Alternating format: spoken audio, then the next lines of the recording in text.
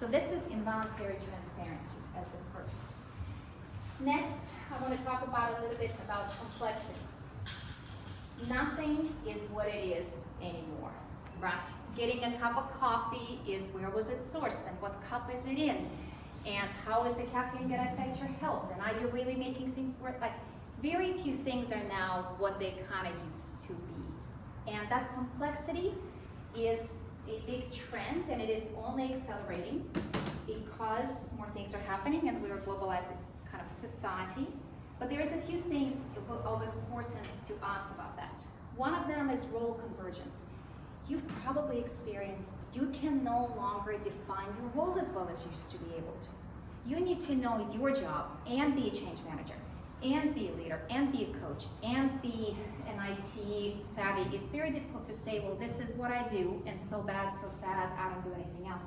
That convergence is actually creating anxiety, but also opportunities for people who can actually be generalists, who can effectively handle multiple disciplines well, but that's something to keep in mind. And the last one here is definitely an opportunity to simplify. We are overwhelmed. Everybody is overwhelmed. There's a lot, and you feel like if you stay out of something for a day, well, you're a week behind. So opportunities from leadership to simplify, to demystify, to provide a clear path, and to make it okay to not sit in this entire complexity all the time is another. And you see probably trends of people unplugging for a day. With our children, we used to have a no device Sunday. We all put our phones on the landing on Saturday and all through Sunday night because we just didn't know how else to manage this constant low panic that exists around devices for us or them, right? So these are the opportunities that personally, organizationally exist around the trend of complexity. The next one is technobiology. And this is the increasingly blurry line between technology and living things, right? We have synthetic biology. One of the projects that I'm working on is bringing living materials into the world. So this is, you know, if this chair that you sit on wasn't just dead effectively because the material, even if it were living, and these are metal, but imagine the fabric could be mycelium now, right? And that table, if it's wooden, it could heal if it cracks. The concrete, you know, could repair itself if it needs to. We now have that ability, right, to bring synthetic biology, to have nanotechnology. And we know we watch the sci-fi movies, right, where you can have little robots running inside you, diagnosing you and fixing you up. It's actually not as far off as maybe some of us would like to hope it is. So it's something also to keep in mind. And what that also means for us is Melbourne Water, for example, is it treats all of the water out of Melbourne, and that's kind of my hometown, except for San Francisco. And for the first time in the last year, they've even changed their language from wastewater treatment to resource recovery. And they're using biological systems to recover and treat, right? So we can do these things increasingly, but of course ethics, right? We're going to head into unpacking what is all right, what is not all right in terms of this marriage of technology and biology. And I would imagine the next generation of the diverse generation of professionals is going to be pretty busy on the ethics front with a lot of these. Next one I want to raise is resilience. And resilience is an interesting trend because since the Industrial Revolution, we've done the opposite. We've done efficiency. Efficiency says figure out the one best way to do it and replicate it, right? The one best way to type, the one best way to sit at a desk, let's do this, whatever that might be, that was efficiency. What we've learned, and the pandemic has emphasized, is that creates vulnerability. But redundancy, we're not used to that. Redundancy seems inefficient. Redundancy can seem wasteful, and yet there is no resilience without redundancy.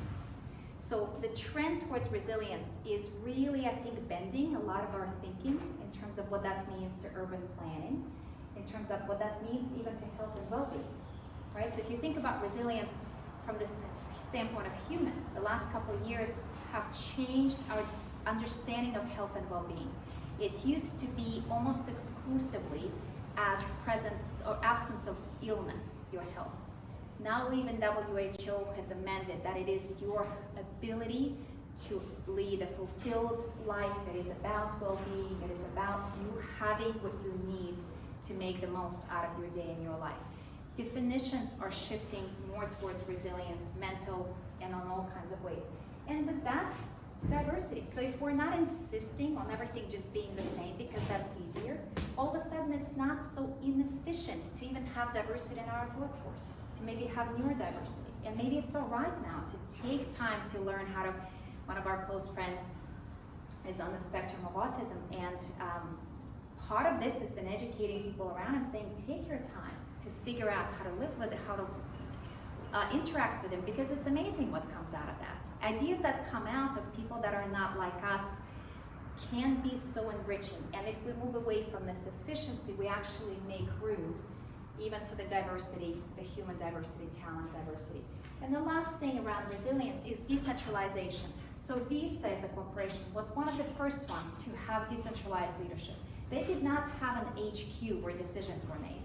Visa back like 20 years ago created a decentralized decision system. Now we see that on all fronts, from terrorism, not a great application, but very effective, right? One of the reasons we have such a hard time fighting terrorism is because it's not centralized. But also other things, kids all around the world protesting climate change, organizing in a decentralized way. We've seen Arab Spring. So decentralization is actually one of the ways that we end up getting resilience, and something for us to think about. Next, I'm going to talk about the power of each. And I just mentioned the kids, but it's on all levels. As a human being today, we have more agency and more ways to execute it than we ever have, right? You can start peace, you can start war, you can write and publish a book all by yourself, right? You can create an organization and a movement, and that is an amazing amount of power. And that also is driving, in part, equity, of saying, wait, not everybody had equal amount of power, right? And we're having conversations like we're having this morning to go, well, it is about power, and we should more equitably divide that for each individual. And subversion, like I mentioned, it's also very easy to just sabotage something.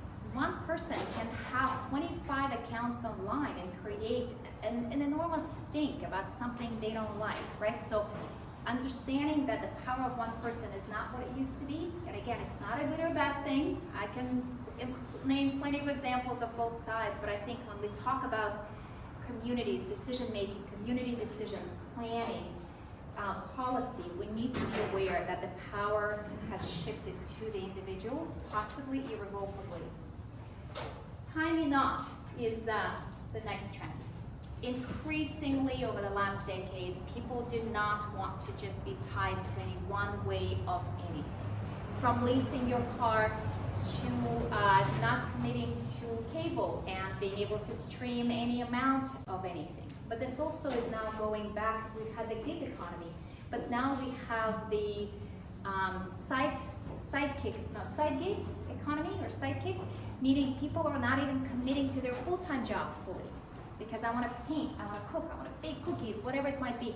So our intention to not commit, to not be tied, is also creating this push for autonomy, right? So the Great Resignation and the things that have followed with it, but also actually the distributed workforce, right? So that is going to stay with us. So the ability to work from home, to work flexibly, to work anywhere in more places, the technology is going to follow that.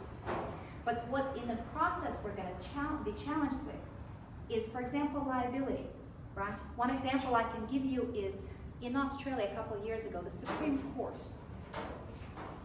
reviewed a case where a woman was murdered by her husband in her house, and it was deemed a workplace manslaughter because she was working from home, and they failed to provide a safe working environment.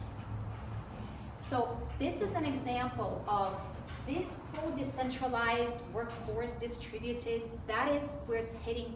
It just is. However, there's a lot of business we actually have not finished in regards to that. Same with how we're going to assess the carbon and water footprints of a corporation that's not actually anywhere except wherever its workers are, Starbucks, kitchen, whatever it might be. Just two more, the One Planet Harmony. For the first time since I started working in the regenerative space, it actually feels like there is critical mass behind what you were saying. We just need to redesign and reinvent everything.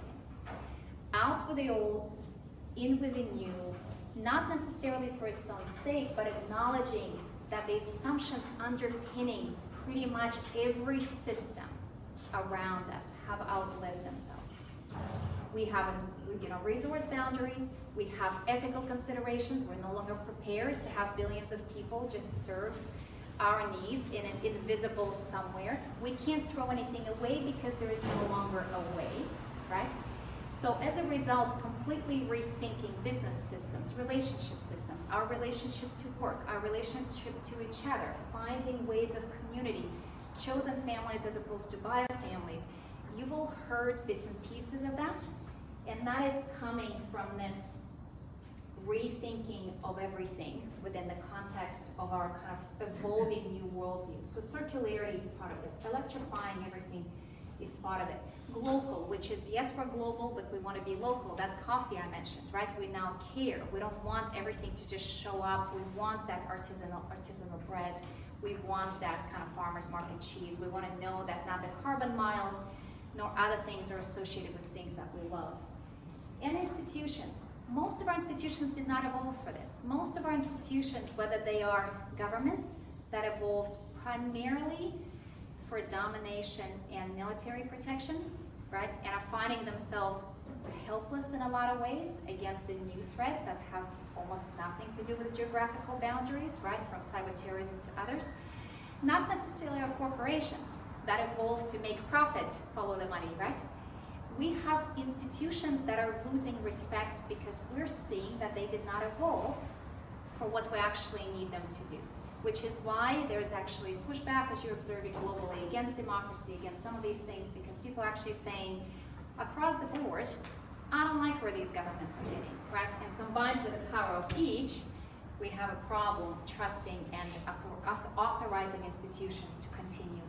And the last one, which is super relevant for us, I've termed building power. And this is about reclaiming the power of the built environment that we seem to have in various ways simplified, I would argue, over the last 50, 60 years. So before even the 50s, the built environment was inseparable from public health. We got plumbing because of cholera. We got trains and sidewalks and overpasses because of public health concerns. And then we got into pandemic, and we're having to actually explain to the people, buildings have an impact on your health, right? And an average American knew more about whatever, you name it, I can't even, whatever it might be, right? The number of Netflix shows there is, then they probably knew about the impact of air quality on their cognition, on their sleep, on their memory, on their overall well-being.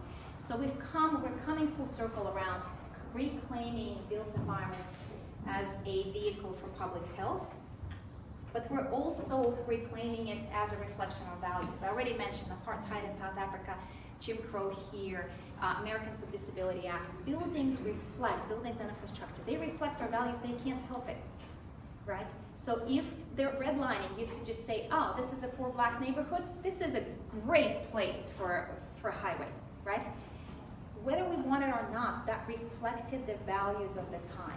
And so now we're kind of looking at how powerful those messages are. Some of them we're ashamed of, some of them we're incredibly proud of, but we're left with all of this, right? And going forward, I think reparations are going to be a big part of the property industry conversation, because property industry was such a big part of creating a system of inequality in America and in other places, right? But also celebrating the diversity of culture, and something that maybe we lost with a bit of modernism when everything had to be the same and all of a sudden we didn't have as great a diversity. So looking at building power and reconsidering, rethinking what that means going forward.